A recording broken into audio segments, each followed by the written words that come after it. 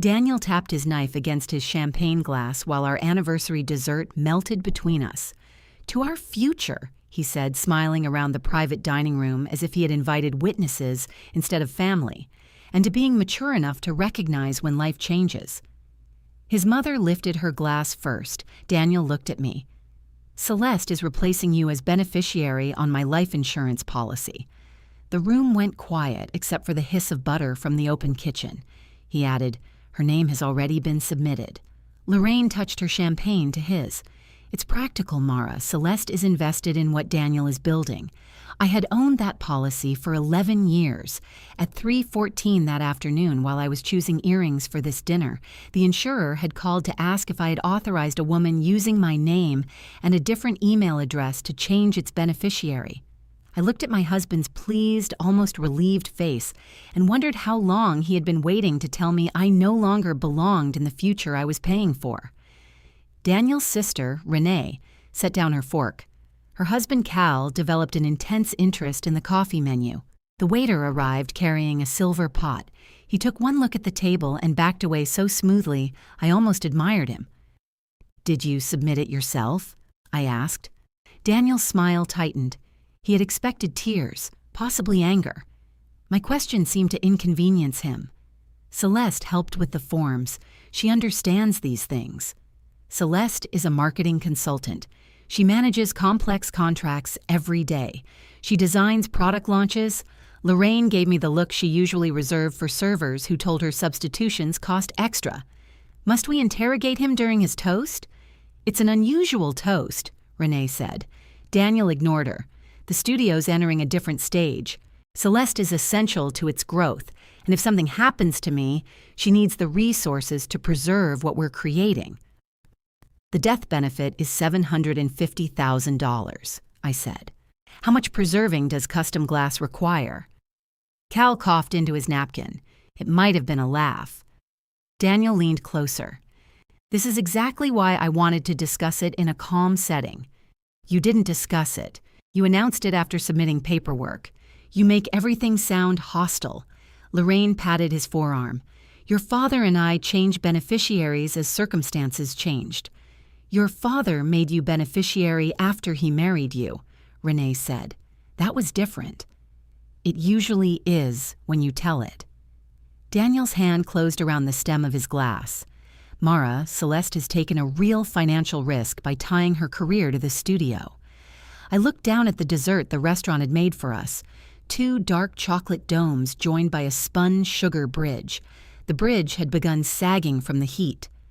"And sleeping with you?" I asked. "Was that part of her compensation package?" Renee whispered, "Oh, God." Lorraine's glass struck the table hard enough to spill champagne. "That is a disgusting accusation." Daniel went very still. There were people who became louder when cornered. Daniel became quieter. It was one of the qualities I had once mistaken for self-control. "You've been looking for a way to make tonight ugly," he said. "I didn't order the toast. Celeste and I work late, you know that." "I know she keeps a silver toothbrush in the studio bathroom." His eyes flickered. It was tiny, that movement, but I saw it. So did Renee. Lorraine recovered first. "She travels constantly. Perhaps she keeps toiletries at work." "Does she also travel with the navy robe Daniel bought at the hotel in Milwaukee?" Daniel pushed back from the table. "We're not doing this here." "Where would you prefer? Our house? The studio? Your mother's kitchen?" His face changed at the word "our." Not guilt, irritation. That hurt more than it should have. The room had been his idea. 14 people could fit around the walnut table. Though he had invited only 6, he said it would feel intimate. Now I understood the empty chairs. They gave his announcement the shape of a board meeting while letting him call it family. Lorraine folded her napkin and placed it beside her plate. "I refuse to participate in a public ambush." "It's a private room," Cal said. She glared at him. Renee reached for my wrist. "Mara, do you want to leave?" Daniel answered for me. "She wants a scene." I moved my hand before Renee could touch it, not because I didn't want comfort, because if someone was kind to me, I might break in front of him, and Daniel had arranged enough of my evening already. I picked up my phone. The insurer's secure message was still open beneath the photograph I had taken of my earrings. Unauthorized change requests suspended pending owner verification. I pressed the verification link. It asked for a code, then displayed the policy number and Daniel's full legal name. Beneath it were 2 buttons. I selected, I did not authorize this request. A second screen asked if I wanted enhanced protection on the account. Yes, I said aloud. Daniel glanced at my phone. Yes to what? Dessert coffee. The lie came easily enough to scare me. I requested the fraud lock, chose in-person verification for future policy changes, and slid the phone into my purse. Daniel rubbed the pale band of skin beneath his wedding ring. He did that when negotiating with clients who wanted a lower price. We'll talk at home after everyone's had time to cool down. You should go, Lorraine told him. Mara can find her own way. Our own car was in valet parking downstairs. I had driven. Of course she can, Renee said. She found her own way into the marriage. Apparently, she can find her own way out of dinner. I didn't say that. You never say the whole thing, Renee replied. You just leave enough pieces around for everybody else to assemble the cruelty. For a moment, Daniel looked almost embarrassed. Then Lorraine stood, and the moment passed. He followed his mother toward the door. Daniel, I said. He turned. Who's paying for dinner? His expression told me he hadn't thought about it. He patted his jacket, then looked at the leather folder beside my plate. When we arrived, I had handed my card to the event manager to cover any extras beyond the deposit. I'll settle it, he said. With which card? Mara, Lorraine warned. The black one in his wallet comes out of our household account. My income went into that account yesterday. Daniel's cheeks darkened. We are married. It was the first true thing he had said all night. He signed the bill with the black card anyway. Outside, rain glazed the street and turned the restaurant's gold awning into a trembling reflection on the sidewalk. Daniel climbed into Lorraine's Lexus without asking whether I wanted the car. Lorraine looked directly at me through the windshield as she pulled away. Cal brought my coat. I can drive you, he said. Our car's downstairs. Right. He put his hands in his pockets. Bad wording. Renee stood beside him, furious in a way that made her look like her mother. Did you know? Not officially. That's not what I asked. I knew enough. She closed her eyes briefly. I'm sorry. I wanted to ask whether Daniel had brought Celeste to Lorraine's house, whether they had used my name when explaining why I wasn't there, whether everyone had been watching me carry dishes to family dinners while laughing at some shared private fact. Instead, I gave Renee the centerpiece because she had admired it earlier. It was white roses packed too tightly into a square vase. You paid for that, she said. I paid for all of it. The valet brought the car. As I opened the door, something in my purse chimed. For one reckless second, I hoped it was Daniel. It was the insurer confirming my report. I drove home with the radio off. The rain got heavier near our neighborhood, drumming against the roof and flooding the dips along Chester Avenue. The windshield wipers had begun leaving a thin crescent of water on the passenger side. Daniel had promised to replace them in April. I almost laughed. Of all the things to remember. Our house was dark when I arrived. Lorraine lived 12 minutes away, and Daniel could have beaten me there. He had chosen not to. Inside the front door, the green glass dish sat on the narrow walnut table, holding my office key, 2 dry cleaning tags, and a nickel. Daniel's brass house key was gone. The dish had been one of the first pieces he ever made for me. Its rim was uneven, and one side was thicker than the other. Back then, he had been embarrassed by every flaw. I told him the trapped bubbles looked like stars underwater. For years, the sound of his key dropping into that dish had meant he was home. I took off my earrings and placed them in it. Their gold hooks clicked against the glass. Then I went to the kitchen and opened my laptop.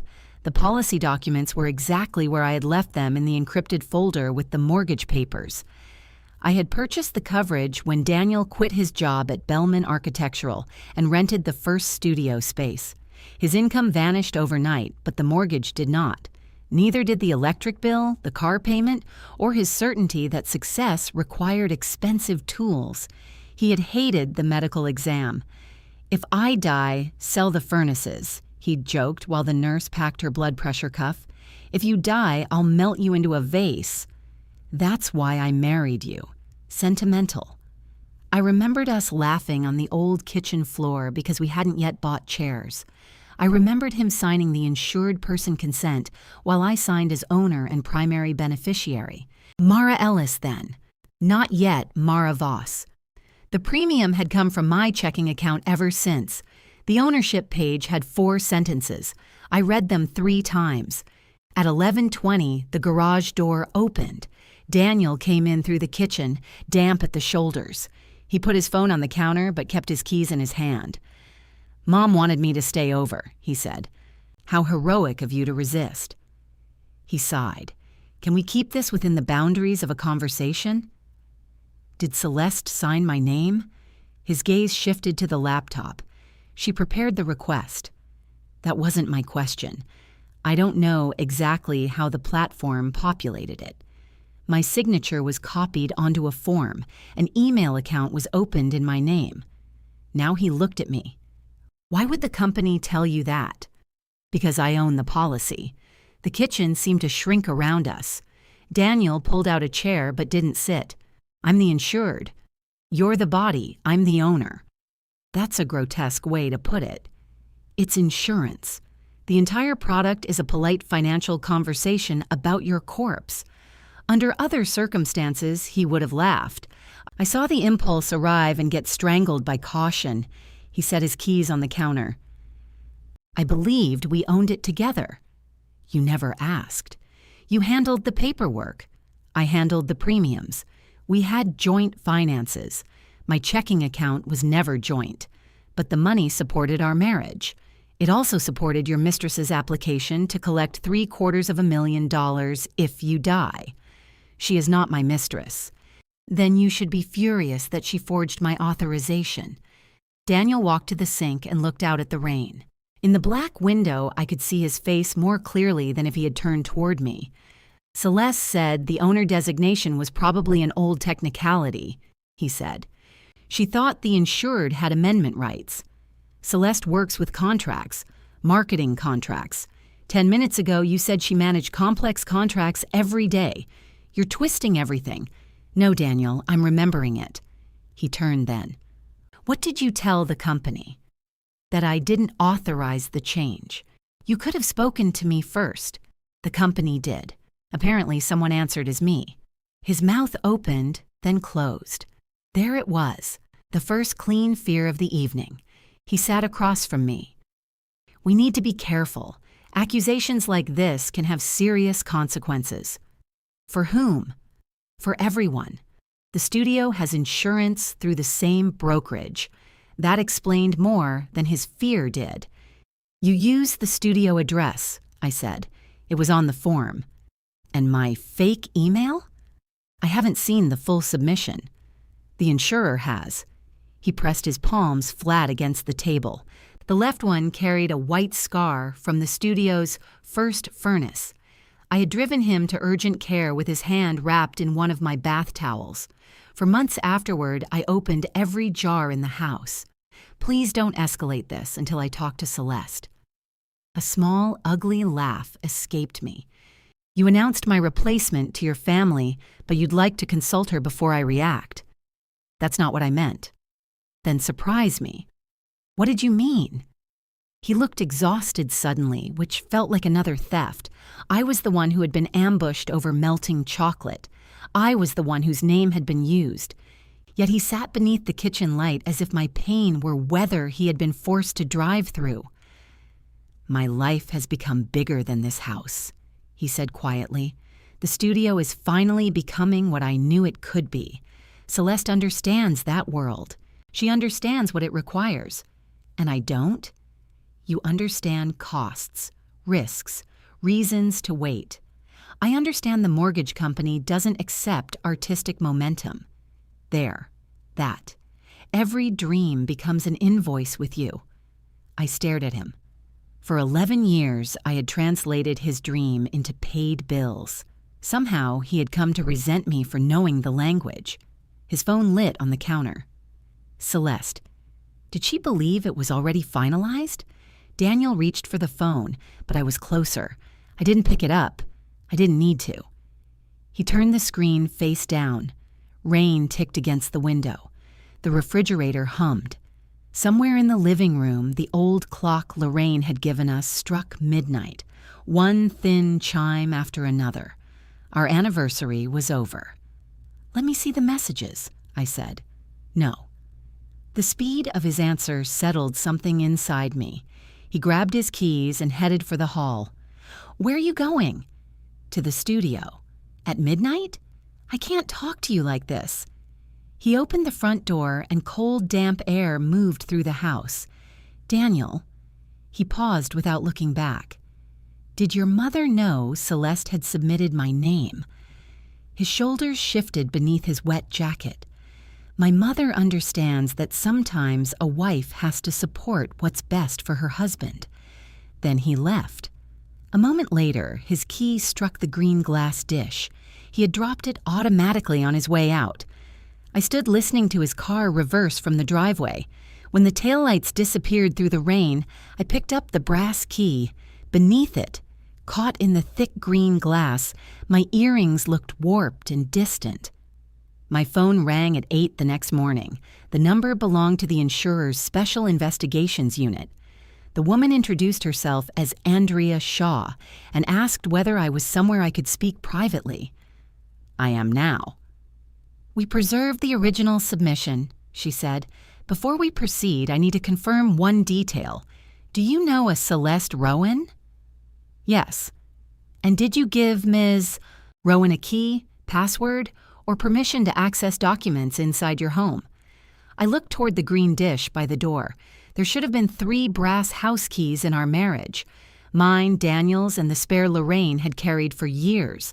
But 2 weeks earlier, Daniel had told me he'd lost his studio key and borrowed the labeled spare from the kitchen drawer. I had never checked which key he actually took. "I gave a spare house key to my mother-in-law," I said. "She's had it for years." Andrea's voice remained neutral. "Does she know Ms. Rowan?" "Yes." "Would she have allowed Ms. Rowan into your home without you present?" The honest answer caught in my throat. "I don't know." "All right, I'm going to send you an affidavit confirming that you did not authorize the request. You may want independent advice before signing anything, but the policy itself is secure. No beneficiary change can be made electronically while the fraud lock is active." "Can you tell me who submitted it?" "The request came through your online account using an email address that differs from the one we have on file. The originating address appears to be associated with the studio listed on the form. So, Celeste. We don't identify a person from a network address. I can tell you the submission included a digital copy of your signature and information from your annual policy statement. My annual statements arrived by mail. I scanned them, saved them with the mortgage documents, and filed the originals in a blue accordion folder in the cabinet beside my desk. Was the signature from the original application? It appears to have been taken from a different document. We're comparing it now." I pictured the cabinet. The drawer didn't lock because there had never been a reason for it to lock. Daniel knew where I kept everything. Lorraine had wandered into my office plenty of times, usually to ask why I was hiding when there were dishes downstairs. "What happens next?" I asked. "You confirm the fraud report. We retain the records and investigate internally. If the brokerage relationship creates any conflict, we'll separate the files. Your ownership remains unchanged." "And Celeste?" "That depends on what we can verify." It was not the cinematic answer anger demands. No sirens, no decisive voice promising to punish the right person. Just a form, preserved data, and a woman telling me to get independent advice. "Ms. Voss," Andrea said, softening slightly, "do not forward the affidavit or discuss our verification questions with anyone who may have participated in the submission.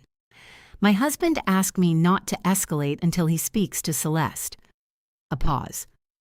I would suggest that you not take procedural guidance from your husband at this time.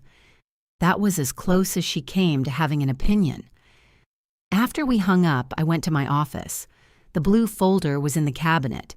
Its elastic band had been looped twice instead of 3 times, which meant nothing except that I always looped it 3 times. The newest policy statement sat in the front pocket. I turned it over, checking for some visible sign that it had been handled by the wrong person. Paper is terrible at telling you who betrayed you. My signature appeared on page 6. I took photographs of every page and moved the folder into the locking file drawer at my office downtown. Then I checked our accounts. The household account held $8,614.22. My bookkeeping income had deposited 2 days earlier. Daniel's most recent transfer from the studio was $900, labeled Owner Draw, as if the capital letters made it substantial. I opened a new checking account in my name and redirected my future deposits. That took 7 minutes. The decision it represented had taken 15 years. Next came the quieter list. The studio's design software was charged to my personal card. So were its coffee service, 2 fuel cards, the monthly catered client night, and the linen company Celeste had insisted made the showroom feel hospitality forward. I had teased Daniel about that phrase while signing the agreement. I did not cancel anything immediately. I downloaded statements and marked renewal dates. Revenge felt too grand a word for what I was doing. This was bookkeeping. I was finally assigning expenses to the people who created them. At 10:30, Lorraine let herself into my house. I heard the lock, then the familiar knock she performed after the door was already open. Mara? I stayed at the kitchen table. She entered carrying a paper grocery bag and wearing sunglasses despite the gray morning. Good, you're here. You could have called. I did. It went to voicemail. That's what voicemail is for. She placed the bag on the counter. Parsley stuck out of the top beside a long loaf of bread. I'm making osso buco tonight, she said. Daniel barely ate yesterday. Daniel doesn't live here? Don't be dramatic. I'm trying to restore some normalcy. She removed tomatoes, onions, wine, and a package from the expensive butcher 3 neighborhoods over. She knew exactly where everything belonged in my kitchen. That had once felt like proof that our families had truly joined. Who paid for those? I asked. She glanced at the receipt. I used the household card. Why? The card was one I had given her after her hip surgery 2 years earlier. It was supposed to cover groceries and errands while she recovered. She had never returned it, and I had never asked. Give it to me. The receipt? The card. Her hand stopped over the cutting board. I beg your pardon? You heard me. Mara, I buy things for this household constantly, with money from this household. That is an astonishing way to characterize family generosity. Then use your money and keep being generous. She pulled the card from her wallet and set it on the counter between us. I see. We're punishing everyone now. I'm removing an expense I no longer approve. Daniel said you would start doing this. The fact that they had discussed my likely behavior before I had decided on it made my skin prickle. What else did Daniel say? That you reported an innocent administrative error as fraud. Someone used my signature. Celeste believed she had authorization. From whom? Daniel. He can't authorize my signature. Lorraine busied herself folding the empty grocery bag into smaller and smaller rectangles. He didn't understand that distinction. And Celeste? She was trying to help. That woman is sleeping with your married son. Lorraine's jaw hardened. My son has been lonely in his own marriage for a long time. There it was. Not denial, not shock, a defense polished by repetition. I pushed the card into my pocket. How often have you let her into this house? I don't keep a visitor's ledger. How often? She came for coffee once or twice. Without me here. You were working. I work here. You were hiding in your office, as usual. I stood. Give me the spare key. Lorraine stared at me. The house key, I said. You can't be serious. I'm very serious.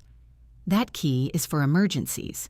You entering to make veal because your son had an upsetting anniversary is not an emergency. Daniel lives here. Then he can let you in." Her eyes moved toward the green glass dish. Daniel's key was still there. I had left it where he dropped it, though I had slept with the bedroom door locked. Lorraine saw it and smiled without warmth. Apparently, he can't. "Give me the key." "No." The word was calm, almost pleasant. Then she collected the groceries, leaving the wine because it had already been opened for the recipe, and walked out through my front door.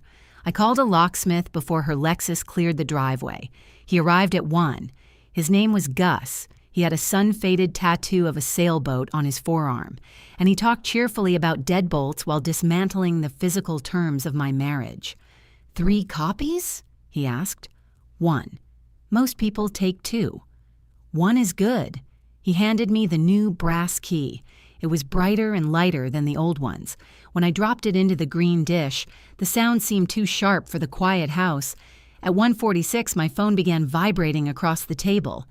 "Daniel." I let it ring. "Lorraine." I let that ring too. Daniel again. Then a text appeared. "You changed the locks on my home?" I typed. "You abandoned your key." 3 dots appeared immediately. I was coming back for it. I picked it up last night. "You left." "This is illegal, Mara. Call a locksmith. Your mother knows one now." I expected another message. Instead, the garage door groaned open. I had forgotten the remote clipped inside Daniel's car. He entered through the kitchen with his face flushed from the cold. "Are you out of your mind?" "Good afternoon." "You locked me out of my own house." "You came through the garage." "That is not the point." "No, the point is that your mother refused to return a key to my house after admitting she brought Celeste here." His anger stumbled. "Celeste has never been here." "Your mother says she came for coffee." "My mother says too much when she's angry." "Where were you last night?" "The studio." "With Celeste?" "Working." "Until when?" He looked toward the counter, where the empty wine bottle stood beside Lorraine's abandoned parsley. "Are you drinking in the middle of the day?" "Your mother opened it." He looked almost disappointed. I folded my arms. "Did Celeste come into this house and take my policy statement?" "No." "Did your mother give her a key?" "No." "Did you?" "No." Every answer arrived at the same speed. "Then explain how she had my signature and policy information." "I told you. I haven't seen the submission." "Call her." "What?" "Put her on speaker and ask." His phone was already in his hand. He looked at it, then at me. "I won't subject a colleague to your interrogation." "She's a colleague again?" "Mara, stop." "Fine, I'll ask her at the studio." He moved between me and the garage door. It was not threatening, not quite. Daniel had never struck me or even thrown a glass. He simply filled the doorway with his body and assumed the space would obey him. "You are not going to create a scene at my business. Our card pays for your business. The studio is solvent. Then it won't notice when I stop subsidizing it." His face emptied. I took my laptop from the table and opened the expense sheet. Design software, coffee service, both fuel cards, catering, linens, $3,082 last month. That's before the brokerage premium and the miscellaneous charges you reimburse whenever you remember. You agreed to those expenses. I agreed while I believed I was helping my husband build our future.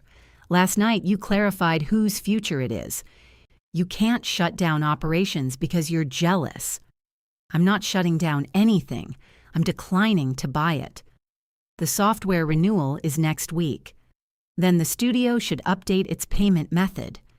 He stared at the spreadsheet as if numbers had personally taken my side.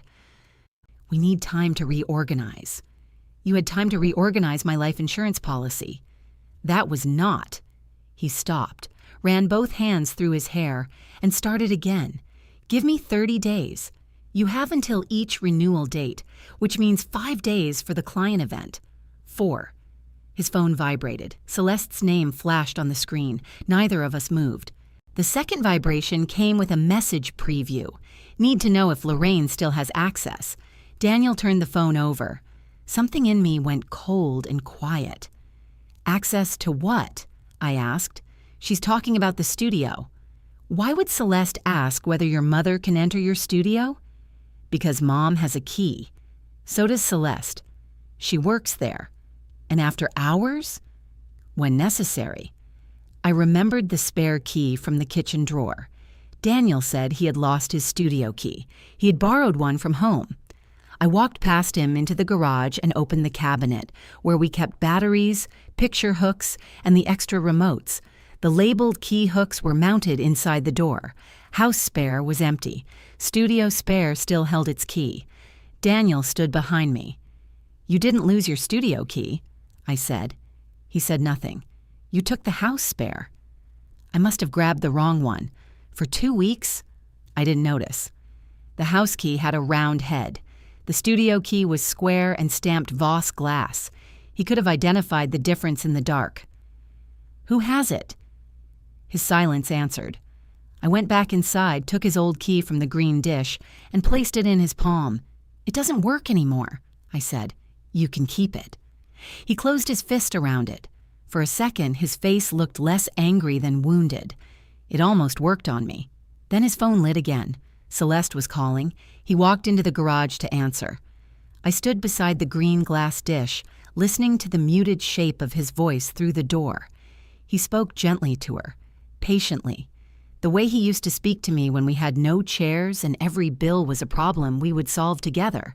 My own phone chimed. The alert came from our bank. A transfer of $8,000 had been initiated from the household account to Voss Glass Studio. The available balance was $614.22. I opened the banking app and tried to stop the transfer. A red banner told me it was already processing. The mortgage payment was scheduled to clear in 3 days.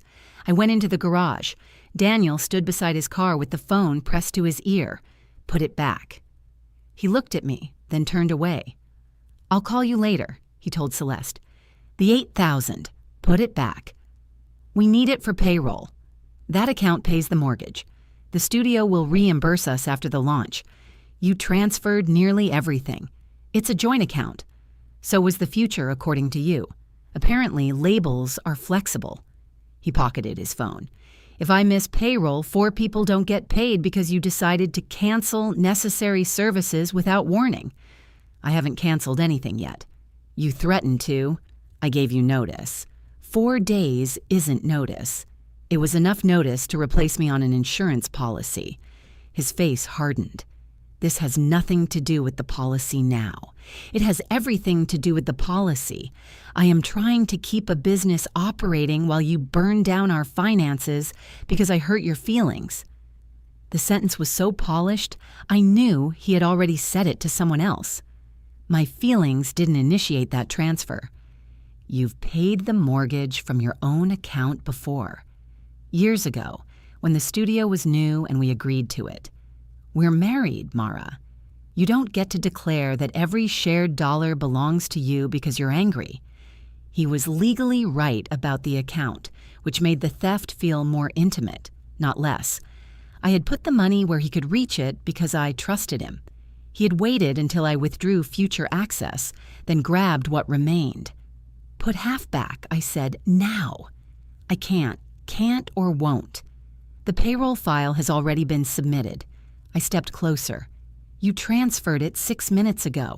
It covers payroll and materials. You said after the launch. Which is it?" His eyes moved past me. I understood then that he had not transferred the money because of an immediate bill.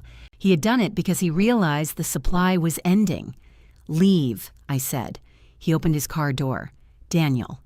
He looked over the roof at me. "If the mortgage payment fails, I will document exactly why." Document it for whom? I don't know yet. That answer unsettled him more than a threat would have. He drove away with his useless brass key in his pocket. The bank could not reverse a transfer initiated by a joint owner.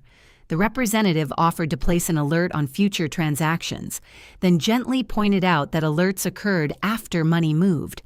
I transferred enough from my emergency savings to cover the mortgage and utilities. The amount left afterward was not catastrophic. It was simply smaller than it had been that morning, and every dollar represented a choice I would now have less freedom to make. I sat at the kitchen table until the light changed across the floor. At 4, the event caterer called. "Just confirming 48 for Friday," the coordinator said, "and I wanted to clarify whether the final invoice should still go to your card. Friday was the studio launch Celeste had spent 3 months promoting, the one she called a new era for Voss Glass." "No," I said. "Send the invoice to Daniel." There was a pause filled with keyboard clicks. "He told us to keep the existing billing." "I'm the cardholder." "Understood. Has the deposit cleared?" "Yes, you paid that in May." "Of course I had." "Keep the deposit applied. Daniel can pay the balance." It cost me $900 to learn that mercy and weakness sometimes appeared on the same receipt. Then I called the software company, the linen service, the coffee service, and both fuel card providers. I did not cancel active agreements. I removed automatic renewal and told each vendor to contact the studio for a new payment method. By 6, Daniel had received enough notifications to call me 14 times. I answered the 15th. "You contacted the caterer?" "They contacted me." Celeste is in the middle of installing the exhibition. Now she has to stop and deal with vendors. That sounds like administrative work. She understands complex contracts. "Mara, did you return the money? We can't have a conversation if every answer is conditional." "Watch us." His breath scraped the phone. Behind him, glass clinked and someone called his name. "I want to come home tonight." "You chose to leave. I live there." "Then come during daylight tomorrow. I'll give you a new key after we agree that your mother and Celeste do not enter without my permission." He laughed once sharply. "You're giving me visitation to my own house?" "I'm setting a boundary you should have understood without hardware." "I'll sleep at the studio. I'm sure the robe is comfortable." He hung up. The next morning, I took the affidavit to an attorney named Janice Blum, whose office sat above a dental laboratory and smelled faintly of burnt coffee. She did not promise to destroy Daniel, recover every dollar, or make the insurer solve my marriage. She read slowly, circling dates. "The policy and the fraudulent request are one issue," she said. "The marriage and joint funds are another. Emotion connects them. Procedure may not. So he can empty the account." He did empty most of it. Past tense matters. You can prevent your income from replenishing it. You can document. You can stop voluntarily subsidizing his separate business expenses. "Can I cancel the policy?" "You can, if the contract allows it. Do you want to?" I pictured Daniel's message on the counter. Did she believe it was already finalized? No. Why? Because then he gets to make me destroy something I built. Janice nodded as if that answer belonged to me, not to the case. "Then don't decide today." She explained separation in plain language and asked whether I wanted her to prepare anything. I told her not yet. On the sidewalk, I felt foolish for hesitating. Then I felt angry at myself for believing speed was the same as strength. Lorraine called before I reached my car. "I would like you to come to dinner tonight." "Is Daniel attending?" "He is my son." That wasn't an answer. "Yes." "And Celeste?" A pause. "Of course not." Lorraine's dining room looked exactly as it had on every holiday. Cream linen, silver candlesticks, water glasses placed precisely above the knife tips. Daniel sat at one end of the table instead of beside me. Renee and Cal occupied the middle, visibly regretting their involvement in the Voss family. Lorraine served the osso buco she had originally intended to cook at my house. "I paid for the parsley," I said. Cal looked down, shoulders shaking. Lorraine ignored me. "We are here to discuss how this family moves forward." Daniel had shaved and changed into a blue shirt I bought him for his last birthday. He looked rested. I hated him a little for that. He slid a sheet of paper toward me. At the top, Lorraine had typed, "Family Contributions, Voss Glass." Below it was a list of amounts I had paid over 11 years. Rent shortfalls, furnace repairs, insurance, software, client dinners. The total stopped before it reached the most recent year. You missed a zero on the 2019 equipment payment, I said. Lorraine's mouth tightened. Those contributions were gifts made within a marriage. You can't retroactively turn generosity into ownership. I haven't claimed ownership. Your behavior implies it. My behavior says I'm done giving. Daniel leaned forward. The studio can pay its current expenses. It cannot absorb every change in 1 week. Then return what you took. We've been over this. Payroll cleared, I said. I checked the amount against last quarter's books. You still have over $5,000 of the transfer. His eyes narrowed. Until the week before, I had handled quarterly reporting for him. He had forgotten I knew what payroll cost. The exhibition materials went over budget. Show me the invoice. This is not an audit. It became one when you used the mortgage account. Renee pushed her plate away. How much did you transfer? Stay out of it, Daniel said. You announced the beneficiary change in front of me. That made me part of it. Lorraine struck the table lightly with her palm. Enough.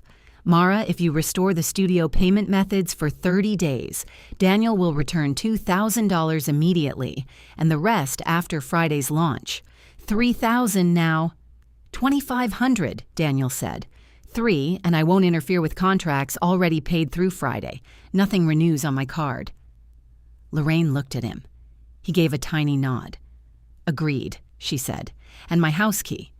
Her expression froze. You invited me here to negotiate. That is one of my terms. Mara, Daniel said, Mom is 68. If she falls, she has her own home, her own phone, and a medical alert watch she refuses to charge because the band clashes with her jewelry. Cal covered his mouth with his napkin. Lorraine left the table. She returned with a brass key and set it beside my plate. It had a square head stamped Voss glass. I touched it once. This is the studio key. It is the key Daniel gave me. Daniel stared at his mother. She stared back. Then who had your house key? I asked. Lorraine's composure cracked around the edges. I assumed he had mixed them up. You use this to enter the studio? On occasion? And your house key? I don't know. Daniel reached for the key. I closed my hand over it first. $3,000, I said. He transferred the money while Lorraine cleared plates nobody had finished. It was a win small enough to taste bitter. After dinner, Renee caught me beside my car. Mom knew, she said. About the affair? About Celeste being in your house. I heard them arguing last month. Mom said Celeste shouldn't be upstairs, and Daniel told her not to make everything dirty. My hand tightened around the studio key. Why didn't you tell me? She looked toward the dining room window. Because Mom said they were planning an anniversary surprise. She said Celeste was helping Daniel find something from your old records. The copied signature. Renee's face folded with shame. I wanted it to be true. So did I. My phone rang as I drove home. Andrea Shaw asked if I could meet her at the insurer's local office the following morning to review the preserved request. Did you identify the document my signature came from? We believe so, she said. It appears to be from a vendor guarantee connected to Voss Glass, a guarantee Celeste could have found at the studio. The house might have given her the policy number. The studio had given her my signature. Daniel had given her access to both. Lorraine was sitting on my front step when I arrived. The grocery card lay beside her. You changed the locks, she said. You noticed. Rain had left damp marks along the shoulders of her coat. She looked smaller without a dining table in front of her. Celeste removed my name from the launch program, she said. I almost laughed. That's why you're here? I helped him open that studio. So did I. I know. It was the first time I had ever heard her say it without adding something Daniel had done better. She reached into her purse and removed a folded printout. It was an email chain between her and Celeste about the launch. Near the bottom, Celeste had written that all legacy family involvement would be reevaluated after Friday. You weren't family, I said. You were legacy involvement. Lorraine flinched. Did you give her my house key? No, Daniel did. He said she needed to photograph the green dish for a retrospective display. His first commercial piece, he called it. It wasn't commercial. I know that too. What did she actually take? I saw her carrying your blue folder downstairs. Daniel said it contained old studio documents. When? The day before your anniversary. I looked through the glass panel of my front door. The green dish glowed faintly beneath the hall lamp. Why did you raise your glass? I asked. Lorraine's chin lifted automatically, but her voice came out thin. Because Daniel said the change was already done. He said if I supported him publicly, you would accept it privately. And that seemed reasonable? He said you no longer believed in him. I paid for his belief. I thought Celeste was securing his future. She was securing herself. Lorraine looked down at her wet hands. I am beginning to understand the distinction. I unlocked the door but did not invite her in. Will you tell Andrea what you saw? She looked past me at the green glass dish, then toward the dark street. I will tell her Celeste carried the folder, she said. I will not say Daniel knew what she intended unless I know that he did. You still want to save him. He's my son. And I was what? Her answer took too long. I stepped inside. Mara, she said before I closed the door, there's something else. Celeste plans to announce a partnership at the launch. Daniel told me the studio would finally belong to people willing to risk something for it. The door settled between us. On the hall table, the new brass key rested alone in the green glass dish. I placed Lorraine's studio key beside it. For the first time, I had access to the room where Daniel had been building his future, and Friday night, he was expecting me to help him open its doors. Andrea placed two enlarged pages beside each other. The first was the vendor guarantee I had signed when the studio leased its larger furnace. The second was the beneficiary change request. My signature had been lifted so cleanly that seeing them together made my stomach turn. Same upward hook on the M, same slight break before the final S. Even the blue ink had been preserved. The metadata indicates the image file was created at Voss Glass. Andrea said. The policy statement was photographed the next day. And Daniel? She slid an email across the table. It came from Daniel's studio account. Celeste will coordinate this change on behalf of Mara and me. Mara agrees this better protects the studio. Please process before our anniversary, as I intend to tell her family once it is finalized. Her family, I said. Andrea waited. His family was at dinner. I'm sorry. It was a small mistake in a sentence built from larger ones, but it hurt in a place the affair had not reached. Even while asking strangers to accept a stolen signature, Daniel had reduced me to a guest among his people. Does this prove he copied it? No. It confirms he participated in the unauthorized request and represented that he had your consent. He told me he hadn't seen the submission. I can only tell you what our records show. She gave me the insurer's formal letter. The requested beneficiary change was void. The policy remained under my control. Any future change required me to appear with identification, and Daniel and Celeste were barred from acting as contacts on the account. What happens to them? Our internal review continues. The brokerage has been separated from the matter. If you wish to take the records elsewhere, you can request certified copies. Again, there was no dramatic punishment, just a white envelope heavy enough to change the balance of my purse. Can I change the policy so I don't benefit from his death? Andrea removed her glasses. You can designate different beneficiaries, reduce coverage, surrender it, or keep it as it stands. I would speak with your attorney and a financial advisor before choosing. I don't want Celeste to have it. She doesn't. I don't want Daniel using it as proof that one of us is worth more. That part, she said, is outside my department. At the studio, the loading door was propped open with a sandbag. I used Lorraine's key at the side entrance anyway. The showroom had been transformed. Daniel's colored vessels stood on white pedestals beneath narrow beams of light. Celeste had hung translucent panels from the rafters, each printed with a phrase about risk, heat, and reinvention. The effect was beautiful. That annoyed me more than if it had been gaudy. Celeste stood on a ladder adjusting one of the panels. She wore black trousers, a cream silk shirt, and the expression of a woman directing people she considered temporary. "You can't be here," she said.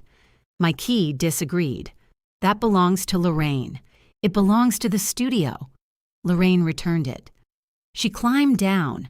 Up close, she looked tired. There was a burn along one cuff of her shirt. "Daniel said you were refusing to attend tonight." "Daniel says many things on other people's behalf." Her eyes dropped to the envelope in my hand. "Did the insurer contact you again?" The fear arrived before she could hide it. "Yes." "I want you to understand that Daniel told me you approved the change. Then why create an email address in my name?" "I didn't." "Why did you have my blue folder?" Her face went blank. "Lorraine saw you carrying it." "Lorraine has spent 3 months treating me like hired help." "You were hired help. And now I'm a partner." "Not until tonight, apparently." She glanced toward the office. Through its glass wall, I saw folders stacked around Daniel's desk and a garment bag hanging from the bookcase. The navy robe was folded on the couch. Celeste followed my gaze. "You had already abandoned him," she said. "I was still buying your coffee. I mean, emotionally." "Did Daniel teach you that sentence, or did Lorraine?" She took a breath. "He was suffocating. Every idea had to pass through your risk assessment. Every purchase became an argument. I paid the bills he called ideas. You made him feel indebted. He was indebted. That's a cruel way to speak about your husband. And forged authorization is a tender way to speak about his wife. A man carrying a crate entered from the loading area."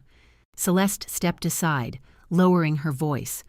"This launch could secure enough business to make the studio independent.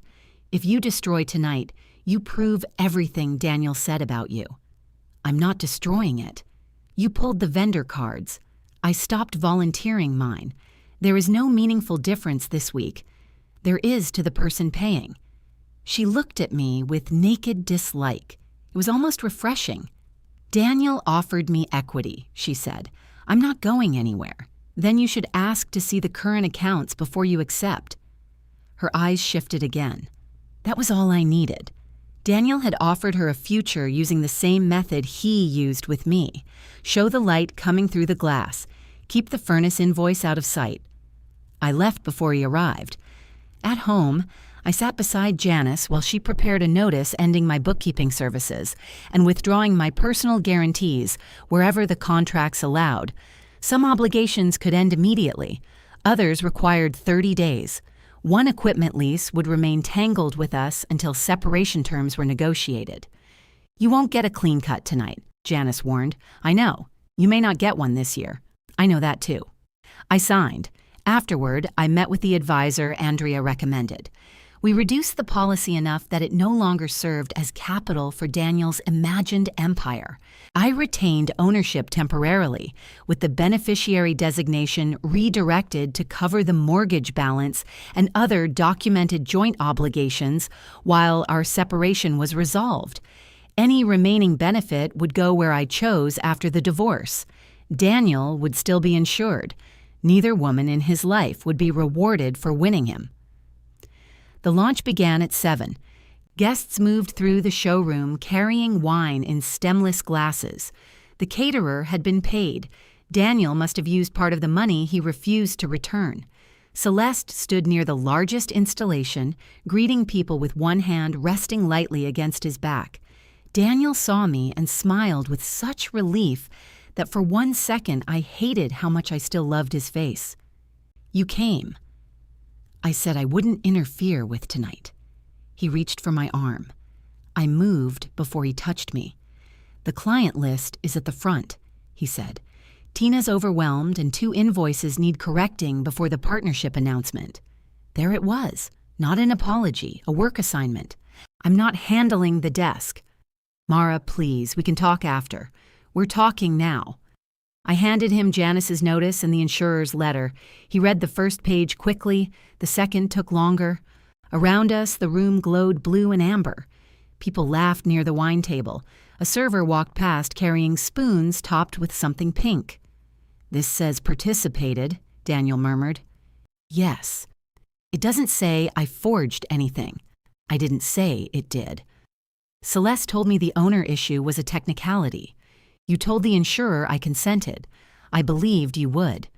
He looked up, desperate for me to understand the logic. "You always supported the studio." "That was consent to what I knew about. You treated it like a blank signature." Celeste approached. "They're ready for us." Daniel folded the letter. "Give me 5 minutes. We have 30 people waiting." I said 5 minutes. Her expression changed. Not heartbreak, calculation. "What is that?" she asked. I let Daniel answer. "The policy change was rejected." "I know it was suspended. Rejected," he said, and locked. "What about the ownership correction?" "There is no correction," I said. "I still own it." Celeste looked at Daniel. "You said the insured could challenge an outdated designation." He rubbed his forehead. "Not now." "You offered the policy as continuity protection. I offered you equity." "Backed by what?" His silence traveled between them. Lorraine appeared at the edge of our small circle wearing a dark green dress. Renee and Cal stood several feet behind her. Daniel's relief returned. "Mom, tell them we need to get through the announcement." Lorraine looked toward the printed program. Her name was absent from the history of the studio. Then she looked at me. "I saw Celeste take Mara's policy folder from the house," she said. Celeste went pale. "You told me those were studio records." I told myself that. "Mom," Daniel said. Lorraine's voice shook, but she continued. "Did you know what was in that folder?" Daniel stared at the floor. That was answer enough for all of us. Celeste stepped away from him. "You told me Mara had agreed and was using the paperwork to punish you." "He told me you made a mistake," I said. She laughed once, without humor. "Of course he did." A coordinator called Daniel's name from the presentation area. He looked at the waiting guests, then at the 3 women whose support he had arranged like financing. Celeste handed him the microphone she had been carrying. "You should make the announcement alone," she said. She did not leave that night. Consequences rarely respect dramatic timing. She stayed through the presentation, smiled for photographs, and waited until Monday to demand full financial statements before signing the partnership papers. Once she saw them, she refused the equity. Within 6 weeks, she accepted a position with another design firm. Daniel called that betrayal, too. Lorraine phoned me 3 days after the launch.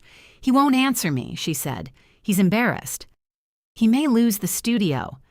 "The studio is overextended. You could help him restructure." I already spent 11 years doing that. A marriage should survive 1 terrible season. I stood in the hallway looking at the green dish. The studio key was gone. I had returned it by certified mail. "The marriage ended when Daniel invited you and Celeste to discuss the value of my place while spending the security I created." I thought I was protecting him. So did I. "Then what makes you different?" I stopped when protection required helping him hurt someone else. She went quiet. "I am sorry, Mara," she said finally. I believed she meant it. I also knew sorry was not a key. Janice filed the divorce petition the following week. The negotiations lasted 8 months. Daniel argued that my contributions to Voss Glass were marital support. I agreed, which confused him. I did not try to own his work. I insisted only that my guarantees end. The joint debts be paid and the remaining assets be divided without pretending his dream outranked my labor. The studio sold to a regional architectural glass company. Daniel stayed as creative director, answering to people who expected budgets before inspiration. Our house sold too. The mortgage was cleared, and I removed the final financial purpose for keeping the policy. I surrendered it after the divorce became final. I bought a smaller place with high windows and a front door that stuck slightly in damp weather. On my first evening there, I unpacked the green glass dish. One side was still thicker than the other. The bubbles Daniel had trapped inside it still looked like stars underwater. For a while, I held it near the window and watched the late sun pass through. Then I set it on the narrow table beside the door. I dropped in one new brass key. The sound was clear and solitary. It did not sound empty.